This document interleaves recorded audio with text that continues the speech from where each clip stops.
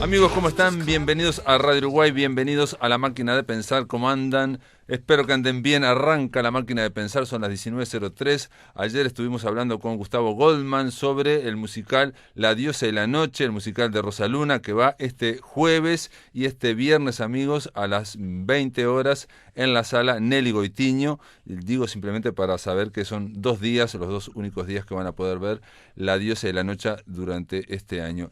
Comenzamos de esta manera. Esto quiere decir que está con nosotros Lilian Irigoyen para Mitologando. ¿Cómo andas, Lilian? ¿Andas bien? Bien, ¿y ustedes? Bien, bien. Lilian había planteado seguir con los trabajos de Ahí está, Heracles. por lo menos para terminar el ciclo con todos los... ¿Se termina ya? No. Nos faltan quedan algunos dos, trabajos, quedan 2 más. Las manzanas del Jardín de las Hespérides y el Cancerbero, pero digo, terminar el ciclo anual. Claro. Hay que decir un detalle, que en realidad a Heracles le dijeron que iba a hacer 10 trabajos. Sí, pero terminaríamos aquí con 10, sí, lo estaban explotando. Pero hizo 12 trabajos. Pobre Heracles, lo explotó bastante Euristeo y se dio el gusto de tener a su merced o a su servicio al que sería después el héroe más importante de la mitología griega, ¿no? Heracles, Hércules, es el héroe por antonomasia de la mitología. Claro. Y en este caso hablas de los bueyes de Gerión. Tenía que robar unos bueyes. Unos bueyes. De nuevo volvemos a lo agrario también, ¿no? Sí, y volvemos de nuevo, como son los últimos trabajos, a lugares lejanos a la Hélade, ¿no?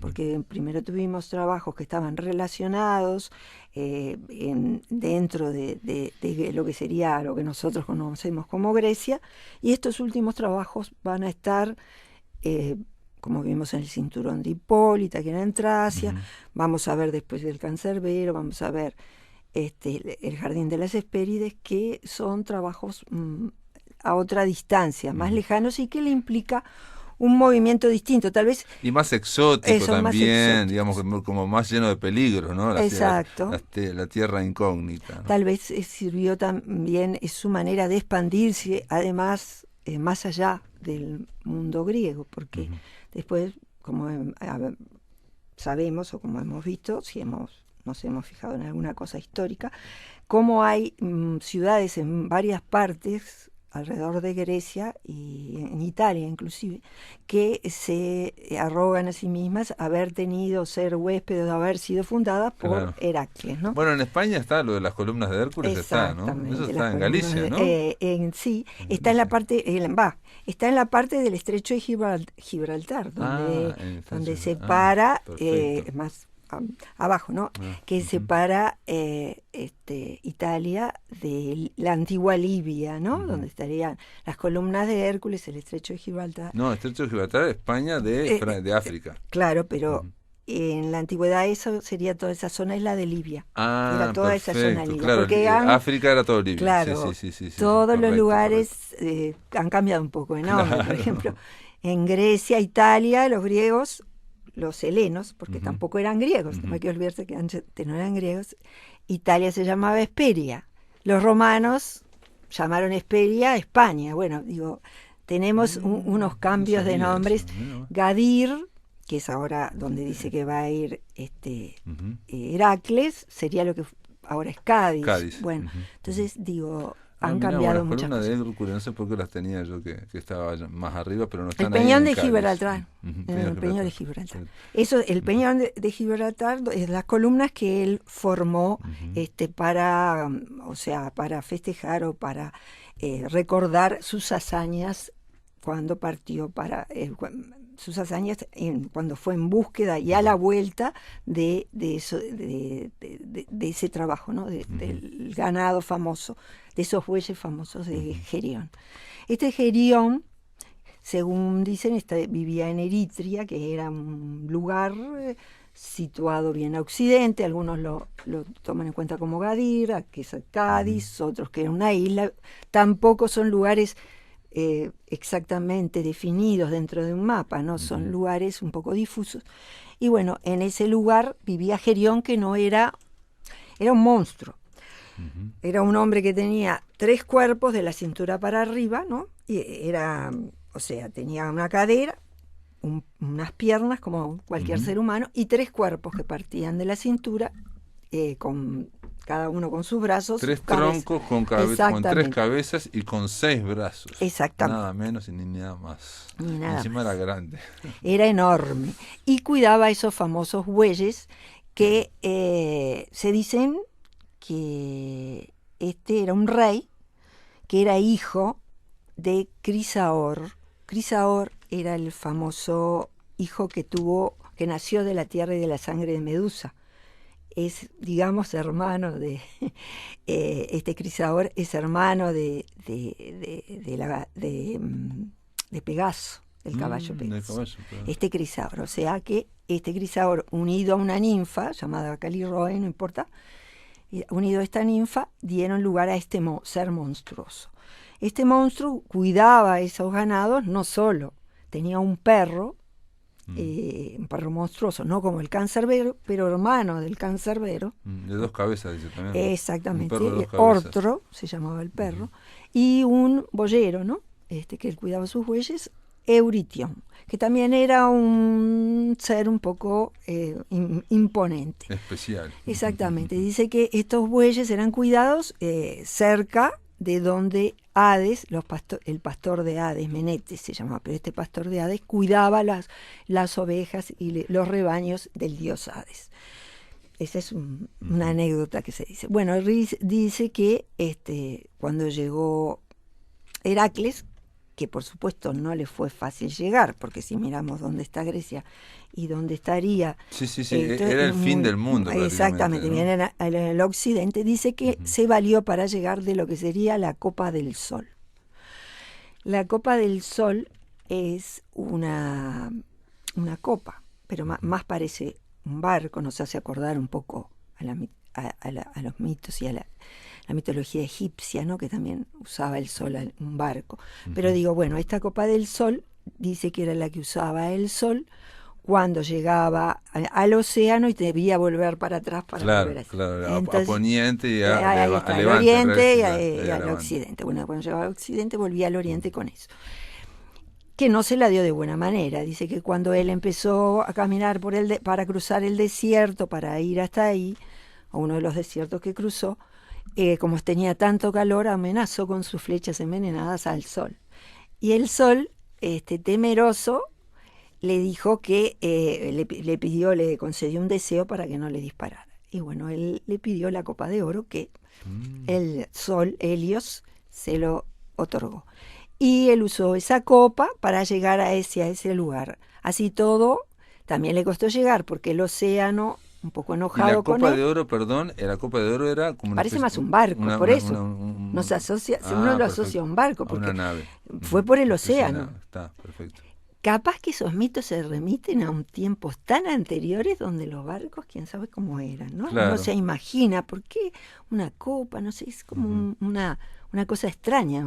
Sí, o la otra también, digamos, uno piensa en algo que tomar y que mágicamente te llevara, también ¿no? puede ser. Como una especie de cáliz, no sé que qué. Algo que lo transporte. Que te no sé. transporte. Puede ser eso también. Pero como ahí llevaría las vacas y todo, uno se queda pensando. Ahí llevas las vacas. Sí, porque cuando llega allá, va por el océano, el océano lo zarandea un poco, también amenaza el océano, y al final el océano se calma y lo deja llegar en paz. Llega hacia ese lugar, se enfrenta al perro Ortro, lo mata, se enfrenta al boyero Euritión, también lo mata. Él era de masa fácil, o sea, un buen masa fácil, sí. Tenía gatillo fácil. Exacto.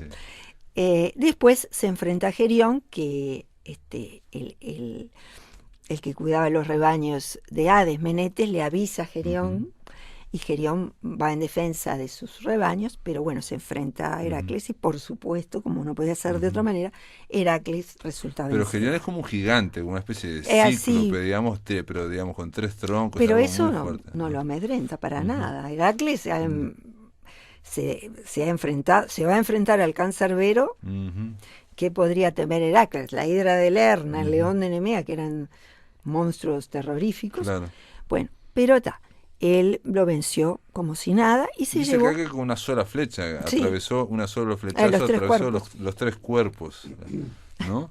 Qué flecha, ¿no? Qué sí, fuerza. Y qué puntería también, ¿no? Porque Qué fuerza, pero atacó, ¿no?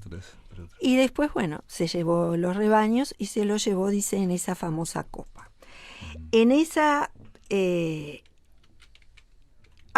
dicen que el camino inverso después. O sea, él vino por el sur y parece que se va a ir por el norte. O sea, que va a recorrer la Galia, toda España, la Galia, iría a la parte de Italia, la parte de Sicilia, y por el mar Jónico llegaría hacia la Hélade, ¿no? O sea, o a Grecia, lo que sería. En su trayecto tiene varias aventuras. Tiene, por ejemplo, en Liguria, los ligures, sí, lo atacan. Lo atacan, bueno, ahí él se pelea con ellos, está inclusive, como son tantos, por quedarse sin armas, le reza o le pide a su padre que le envía piedras y con esas piedras... Una lluvia de piedras. Exacto, los vence. Después está también en la propia Liguria con Alevión y Dersino, 2 hijos de Poseidón, 2 gigantes, ¿no? Como todos los hijos de Poseidón, que eran gigantes, también los vence, todos interesados en los bueyes, ¿no? No es porque sí, es porque venían a robarle los bueyes y él se defiende. Y los bueyes, perdón, eran bueyes, no tenían poderes mágicos. No, debían ser bueyes hermosos, importantes, claro, pero nada de particular. Mata a estos bandoleros que intentan robarle, pasa por lo que sería el Lacio y donde sería Roma, pasa por ahí se enfrenta a Caco, los famosos cacos, ya parece que... esos son los ladrones. Claro, un pastor de 3 cabezas también, Caco. Viene de ahí, es el famoso ladrón, mirá vos, por excelencia, que se enfrenta a él, lo vence y sigue de largo. Después, en Calabria, dicen que se escapa una res que cruza el estrecho de Messina, y esa res dice que daría el nombre a lo que sería Italia, ¿no? Porque becerro viene de una voz latina que quiere decir que es Uitulus, y de ahí vendría Italia, que daría el nombre a ese lugar, que antes por ellos era conocido como Hesperia, ¿no? Como te dije. Hay una leyenda también del estrecho de Messina, los famosos monstruos Exila y Caribdis. Claro, Caribdis, sí, Exila y Caribdis, que están nombrados en la Odisea y en la Eneida también. Caribdis, hay una leyenda que habla de ella que era una doncella, hija de Poseidón, y que trató de robar uno de los becerros, uno de estos bueyes, y resulta que Zeus la fulminó y la transformó en el famoso monstruo, Caribdis, que no era monstruoso, simplemente era un remolino brutal que 3 veces al día tragaba el agua sí, y 3 veces lo escupía. Sí, y es precisamente por un estrecho, digamos. Exacto, entonces digamos es imposible pasar, digamos, sin chocar con un lado o con el otro. O con Exila y Caribdis. Y entre los dos elegían siempre Exila, porque Exila era un monstruo que tenía 6, algunos dicen 6, otros 3 cuerpos de perro que devoraban a los marineros, pero podían agarrar 3 o 6 según la cabeza que tuvieran. Que es lo que elige Odiseo. Exacto. Odiseo elige pasar por ahí y digamos se le comen ahí, y ellos se tiran prefiere porque solo pierde 6, ahora no me acuerdo si eran 3 o 6 en el caso de la Odisea, pero son cualquiera de los dos válidos.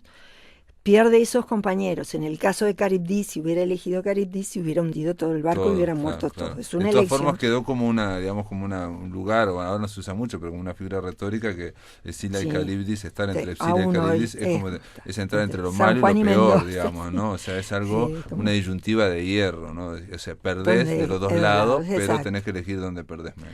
Exactamente, eso mismo. Bueno, este becerro que te había cortado la mitad, que se escapó y que le dio el nombre a Italia, pasó al país de los Célimos, donde reinaba un hijo, otro hijo algunos dicen de Poseidón y Afrodita, otros dicen de un argonauta y Afrodita, Eryx, que también se enfrentó a él por un solo buey igual y murió. Finalmente llegó cruzando el mar Jónico, lo estoy haciendo rápido porque es largo. Sí. Cruzó el mar Jónico. Podría ser como una odisea. Es más o menos, es toda una historia. Si lo hubieran alargado, era una odisea, claro. Cruza el mar Jónico, llega hasta la parte de la Hélade, pero lo mismo que le pasó a Io, Hera le manda tábanos que atacan a todas las la tripulación. No, que a los bueyes. Los bueyes.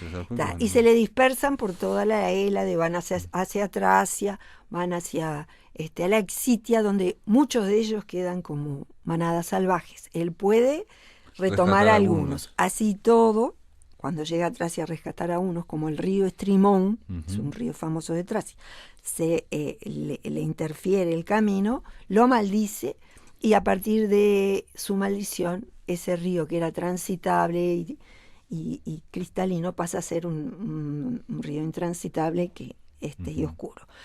Pero bueno, los bueyes que puede rescatar se los lleva a este hombre, a Euristeo, y Euristeo finalmente los sacrifica a Hera, que acepta el sacrificio. Y ahí más o menos dimos un resumen de lo que es este trabajo que lleva a Heracles por varias partes. Los bueyes de Gerión, digamos el robo de los bueyes de Gerión. Hay que decir, amigos, que bueno, Lilian, yo te tengo que felicitar porque estás por sacar un libro que se llama nada menos que Memorias de Medusa, ¿no? Sí. Y que es un libro de poesía, y que vas a presentar la semana que viene. Capaz que podemos hacer el día anterior, capaz que te puedes llamar también para recordar, pero va a ser el jueves 14 a las 19 horas, amigos, a cargo de nada menos de Jorge Arbeleche. Jorge Arbeleche va a estar presentando el nuevo libro de Liliana Irigoyen, Memoria de Medusa, que esto va a ocurrir en la Fundación María Chacos, que es en Boulevard Artigas, 1138, esquina Maldonado, a las 19 horas. También la presentación va a estar a cargo de la licenciada Margarita Larriera, que es directora de la Fundación María Chacos, junto con Jorge Arbeleche, ¿no? Un referente de la poesía. Sí, acaba de sacar Bartolomé Hidalgo, digamos. Estamos hablando de alguien que pasó por acá. Este libro ha sido publicado, va a ser publicado a través del sello editorial Dixie. El proceso de edición estuvo a cargo de Daniel Feldman, el diseño de portada es de Germán País y el diseño interior de Rodrigo López. Quería dejarlos marcados. Perfecto. Igual la semana que viene podemos hacer una llamadita previa. Pero lo que te iba a pedir es que es un anticipo para la máquina de pensar, si puedes leer un poema, aunque sea. Ahí está, uno cortito entonces. Bueno, el que quieras. Bueno, se llama El mar pasa. El mar pasa, como las horas pasan, la espuma, el agua, la ola. Se van y vuelven distintos e iguales, diferentes e idénticos. Calco del primer día cuando el tiempo iniciaba su curso y la tierra vomitaba candoroso fuego. Pero el mar venció sobre todos, intenso y azul, enfrió los calores del virginal anhelo. Y solo, sin ayuda, procreó en la oscuridad del abismo todas las formas posibles, con su único sexo. Muy bien, queda presentado Memoria de Medusa. Igual mañana, la semana que viene te llamamos para hacer brevemente un acuerdo y capaz que te pedimos que leas otros poemas. ¿Te parece? Bueno, cómo no. Gracias por estar en la máquina de pensar. Un gusto, nos vemos. El duende. ¿Dónde está el duende? Por el arco vacío entra un aire mental que sopla con insistencia sobre las cabezas de los muertos, en busca de nuevos paisajes y acentos ignorados. Un aire con olor de saliva de niño, de hierba machacada y velo de medusa, que anuncia el constante bautizo de las cosas recién creadas. El duende. ¿Dónde está el duende? El duende. Por el arco el duende. Entra un aire por el arco que sopla con insistencia sobre las cabezas de los paisajes y acentos ignorados. El duende, un aire que está en el de hierba masiva,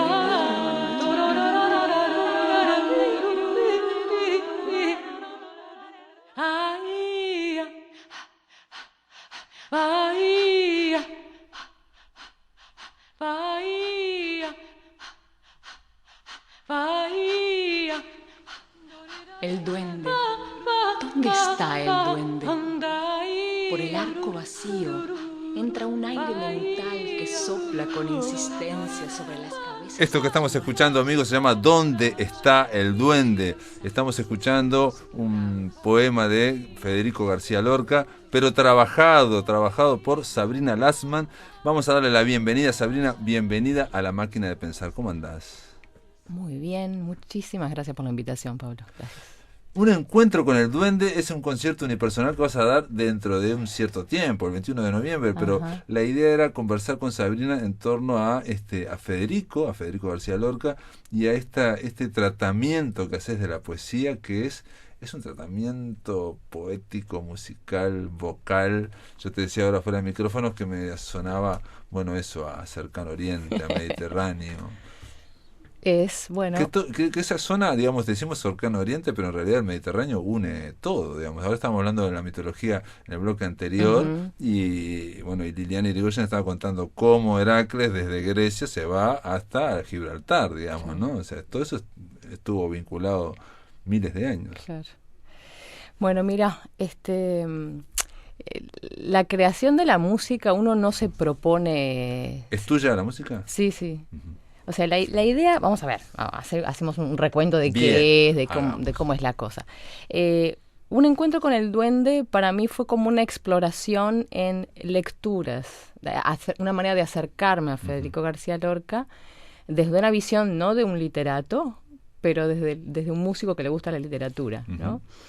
Y entonces me compré un librito en 1999 sobre ensayos de Federico García Lorca, donde está el ensayo sobre el duende, y hay otros ensayos sobre las nanas, y hay otros varios ensayos. Entonces leí ese libro y después también leí poesías. Entonces elegí de todas estas cosas unos 7 textos y poemas. Hay poemas y textos, ¿tá? Esto que pasó recién, Sí. trocito del tema ¿Dónde está el duende? Es en realidad la última parte, el último párrafo del libro, del ensayo sobre el duende, sobre la teoría del duende. Y es como es una escritura, pero como ¿no? Poética, en Es realidad. que, digamos, cuando escribía prosa o cuando escribía Sí, artículos también, digamos, claro. estaba el aliento poético siempre. Claro, siempre, y en ¿no?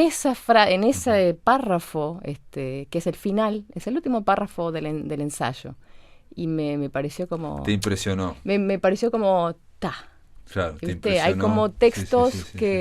que él tiene, ¿no? en prosa que son muy poéticos y que Sí, por lo aparte, tanto tomé esos textos también. Si hay algo que tiene brillante García Lorca, y yo se lo comentaba a Ida Vitale, nada menos, y los dos, no sé por qué tienen, que son muy distintos, ¿no? Ida y Federico. Si algo brillante que tiene son los finales. Él, digamos, García Lorca está hablando de cualquier cosa, y cuando lo culmina le da como un cierre poético, ¿no? Para que uno queda sorprendido. Sí, digamos, en estos ensayos que son varios, digamos, tiene partes en que no es tan poético, pero tiene partes en que realmente vos decís, esto podría ser un poema, o podría... Claro. O sea, este trocito, este fragmento, no fue, digamos, musicalizado en sí mismo. El texto nos lleva a la música, digamos, y el texto sigue por atrás. Claro. De esa música, ¿no? Siempre es tu voz y siempre es tu música. Mira, Es una forma hay como... también, digamos, el hecho de que resonara tanto tu voz atrás, ¿no? Ajá. Está hablando también de ese duende, ¿no? De esas resonancias, esos reflejos, ¿no? A ver, lo del duende para mí era como Sabrina se acerca a Lorca, digamos. Y de ahí, ¿qué es lo que uno, digamos, cómo uno lo estimula el texto a crear música? Claro. A sonar, o sea, es como un ida y vuelta, ¿no? Obvio. El sí, sonar sí. del Es texto. una lectura tuya. Seguro. Es una interpretación. Seguro. En este caso, Claro. Estamos acostumbrados más a interpretaciones de poemas, no tanto interpretaciones de artículos o de finales de Claro, lo que pasa es que esta performance lo que tiene es que se fue dando así. Cuando la empecé a crear, tiene como 3 diferentes partes. Tiene la parte de estos textos que están musicalizados, por ejemplo, ¿no? Después tiene otros textos que van a estar sonorizados y que ahí va a colaborar conmigo Juanita Fernández. Sí. Y después hay canciones, donde yo utilizo la computadora también como acá, pero que es como más en vivo, Pero digamos. canciones creadas... en base a poemas. o sea, canciones tuyas, porque Lorca Canciones hay mías, muchas canciones claro. sobre Lorca, incluso él, en Sí. su momento, estando vivo, hubo canciones. O sea, entonces, los poemas que yo tomo de Lorca y los hago canción, eso sí. Y después está el cancionero medieval, la recolección de canciones de Lorca, que voy a cantar algunas. Entonces es como un hilo, ¿no? Que ahí también le pusiste la música a vos.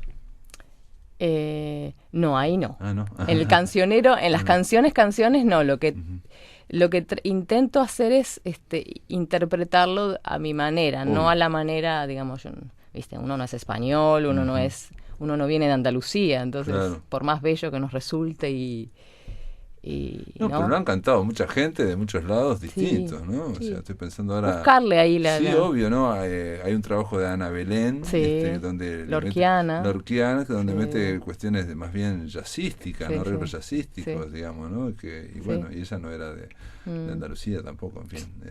Digo, son aproximaciones. Sí, son una y otra como... Uno quiere sentir, a ver, qué se siente, no siendo español, no siendo cantaor, ¿viste? No. Claro. En fin.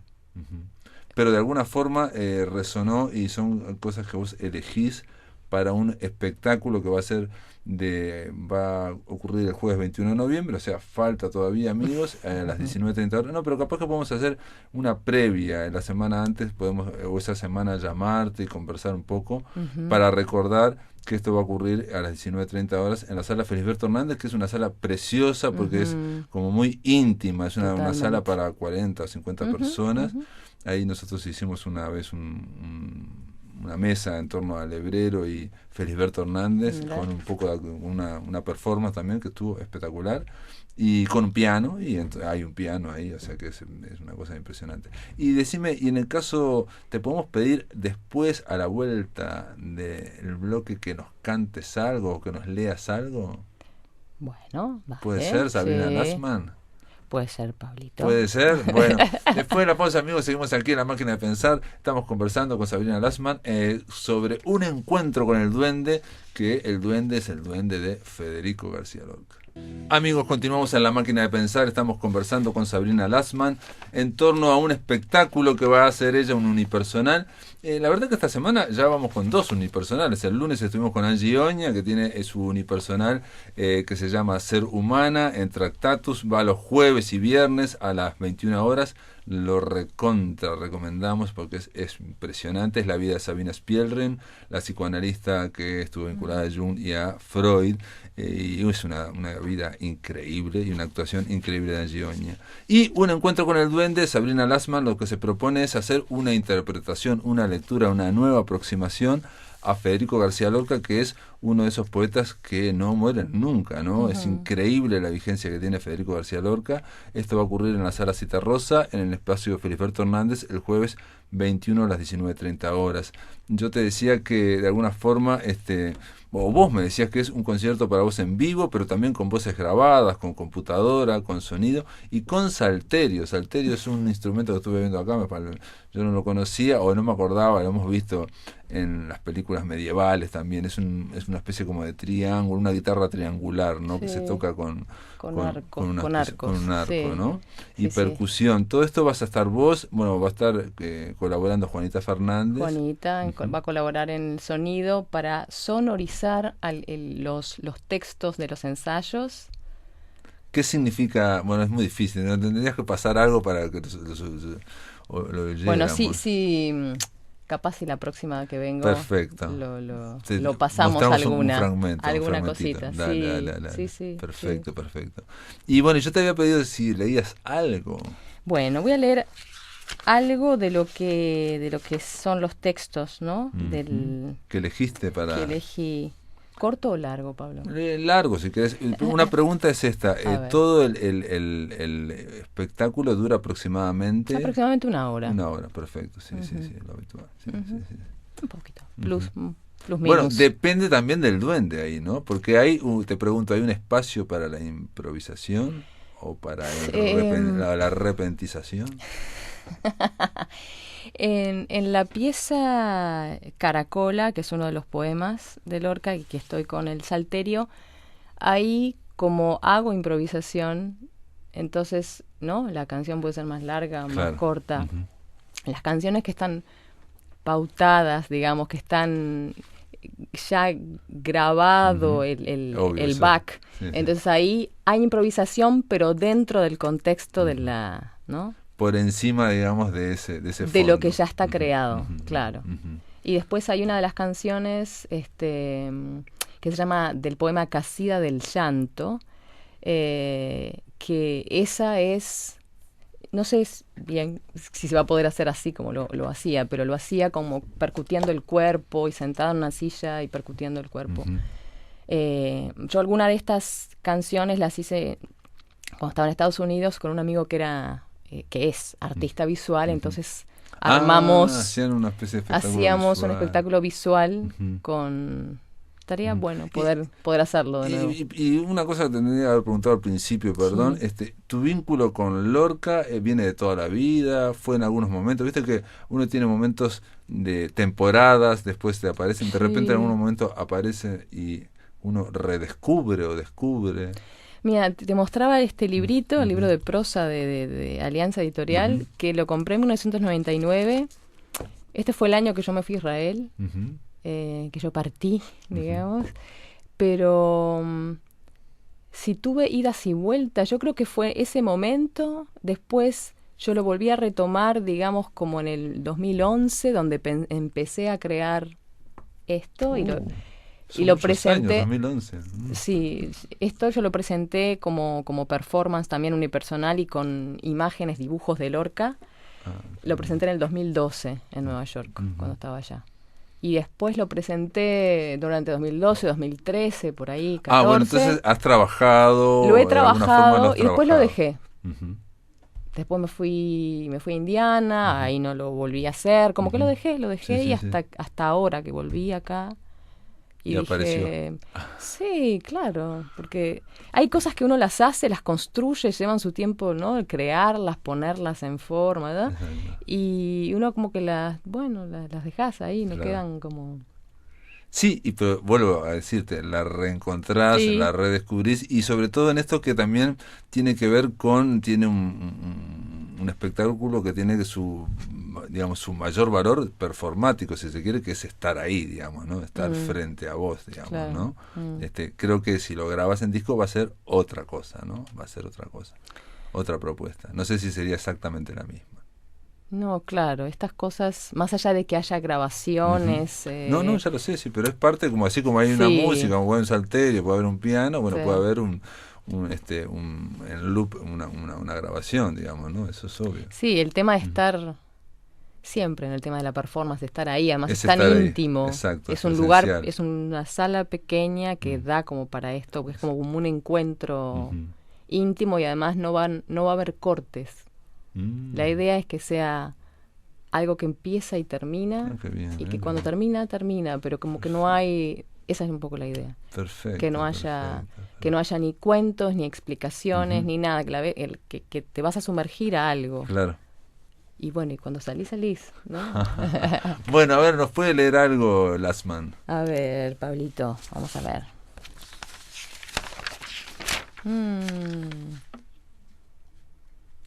Bueno, voy a leer uno que es un poco gracioso, ¿no? Dice así.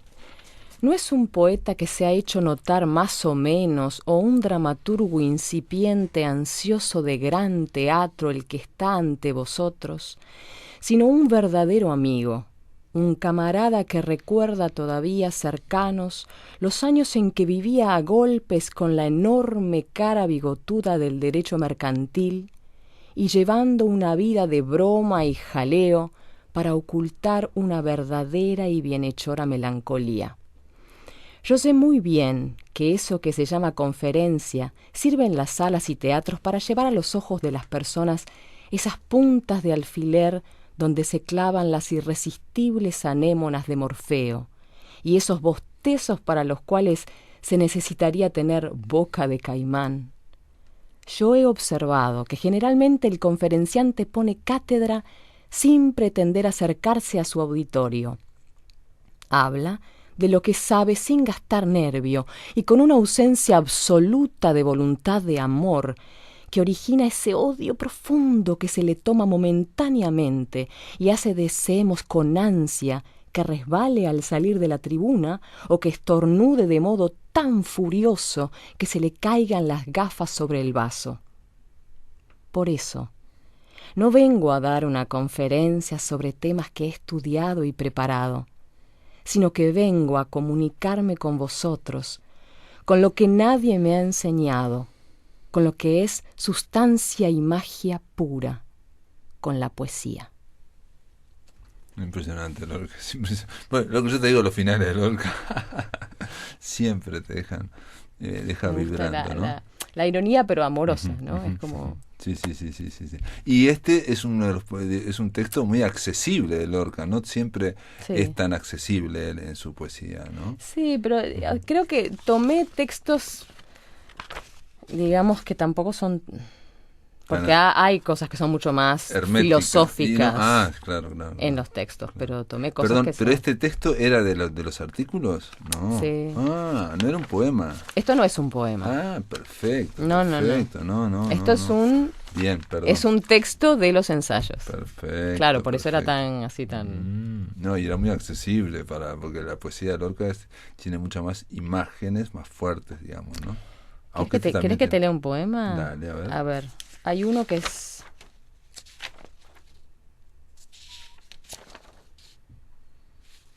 el Casida del Llanto, Bueno, Casida del Llanto. He cerrado mi balcón porque no quiero oír el llanto, pero por detrás de los muros no se oye otra cosa que el llanto. Hay muy pocos ángeles que cantan, hay muy pocos perros que ladran, 1000 violines caben en la palma de mi mano. Pero el llanto es un perro inmenso, el llanto es un ángel inmenso, el llanto es un violín inmenso, las lágrimas amordazadas al viento, y no se oye otra cosa que el llanto.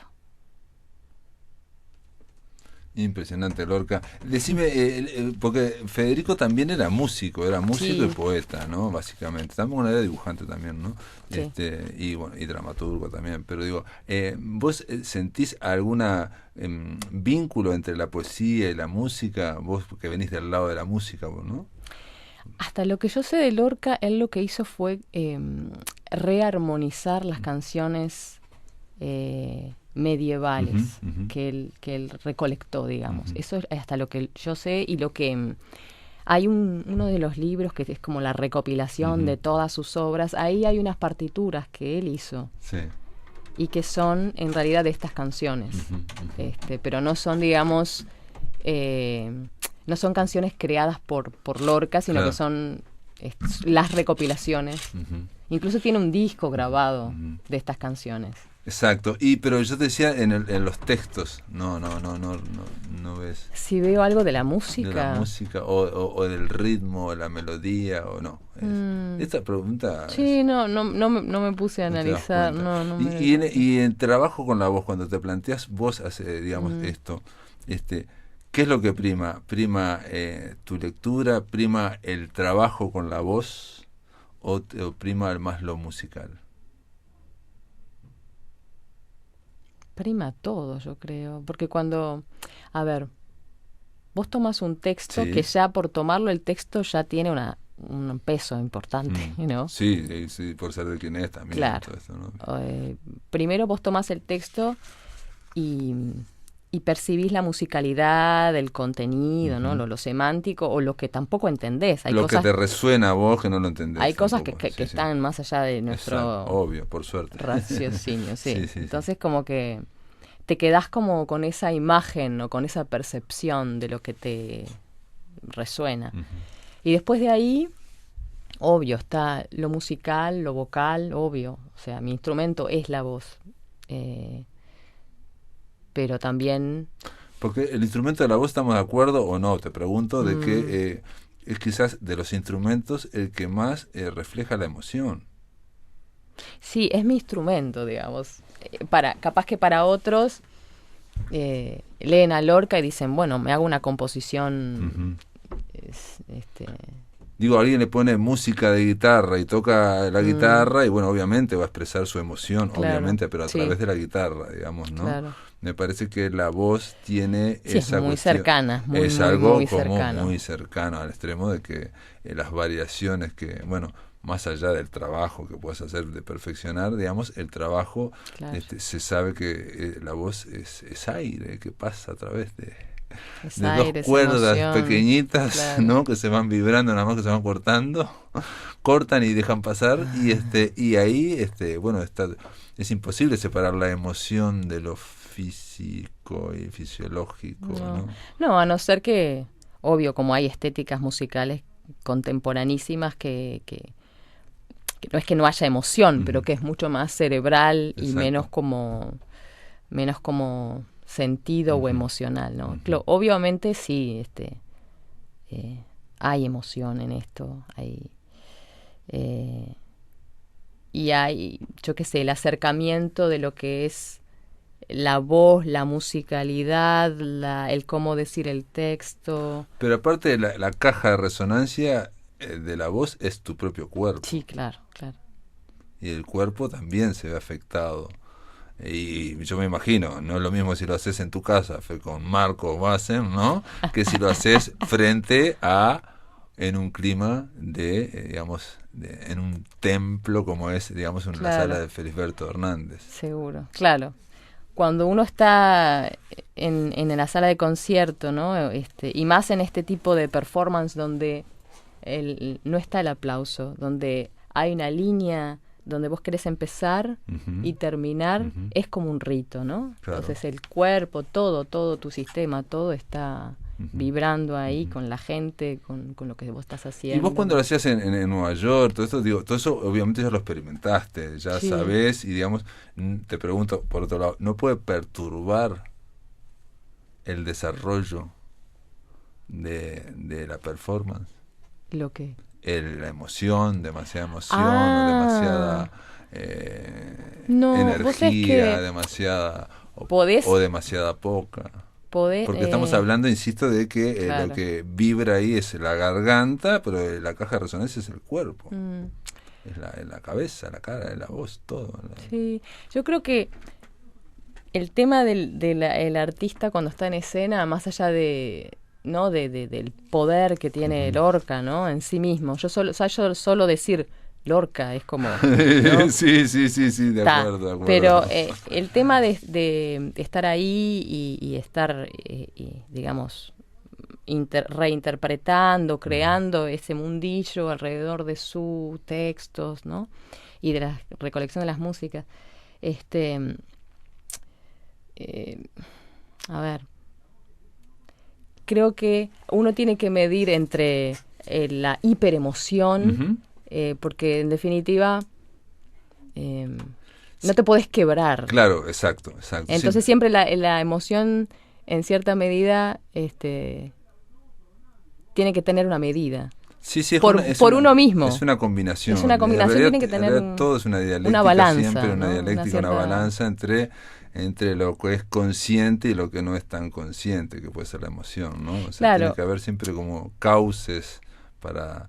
Digamos, yo creo que en general todo el arte es así, es una dialéctica, digamos. A veces en épocas se habla mucho, bueno, por ejemplo, de la parte más consciente, más maquinal o más, ¿no? Más estratégica, más los recursos, más no sé qué. Y en otros momentos se hace énfasis en la otra parte, ¿no? Pero siempre hay un diálogo, una dialéctica, un choque entre las dos, ¿no? Sí, por eso, por un lado, como que esta performance es muy cerebral porque tiene, ¿no?, como una cierta matemática donde que los textos estén sonorizados, que los textos que están compuestos como canciones, que las canciones de Lorca, o sea, hay un mapa y toda una cosa. Pero al momento de la performance hay emoción, pero hay no el tema del cómo balanceamos las emociones. Entonces, por la experiencia de haberlo hecho otras veces, creo que se lleva bien. Aunque hay que tener una cierta energía, pues tenés que estar ahí, ¿no? Sí, sí, hay que Más estar. cuando estás en una performance solo. Pero como- es primero que estás sola, estás frente al público, y después también que de alguna forma, yo creo que ahora estoy robándole cosas al budismo zen, por ejemplo, que decían que había que practicar, y en el momento había que pensar sin pensar, ¿no? O sea, había que deslizarse sobre eso que ya se practicó, ¿no? Y dejar, digamos, soltar, ¿no? Sí, ¿Estás de acuerdo? sí. Ok. Podrías estar Claro, de no acuerdo. podés ir al concierto, digamos, improvisado en el sentido, porque hay toda una estructura. Si vos me decís, voy a hacer un concierto de música, de free music, Ujú. Claro, claro, sí, sí, sí, sí. en realidad Una también jam hiciste session. tu zen o hiciste Sin duda, la práctica, trabajo. obvio, hay un oficio atrás, igual que Pero- en la jam session y todo, entonces, Claro, obvio, siempre claro. hay una gran años de práctica, ¿no? Seguro, Días y semanas, seguro. meses de práctica. Muy bien, Sabrina, bueno, entonces lo que vamos a hacer es la semana esa, yo te llamo por teléfono, vos me pasás un poquito de la música o de lo que vayamos a poner, y entonces le Te hacemos paso algo. acuerdo a los amigos y amigas de la máquina de pensar, porque esto va a ser el jueves 21 de noviembre a las 19:30 horas en el espacio Feliberto Hernández de la Sala Citarrosa, un espacio que aparte tiene un vitró espectacular, que también con motivos griegos ahí que son impresionantes. Es muy bello. Sabrina, gracias por estar en la máquina Gracias de pensar, ¿no? por la invitación. Amigos, se terminó la máquina. Mañana vamos a estar con Mitos del Futuro, la columna de Ramiro Sanchís en torno a la ciencia ficción. Va a abordar la novela El Gusano del colombiano Luis Carlos Barragán. Y vamos a recibir a Horacio Cavallo para hablar de su última novela que se llama Casa en Ninguna Parte y que está editada por Criatura Editora. Esto es todo, amigos. Que lo pasen muy bien.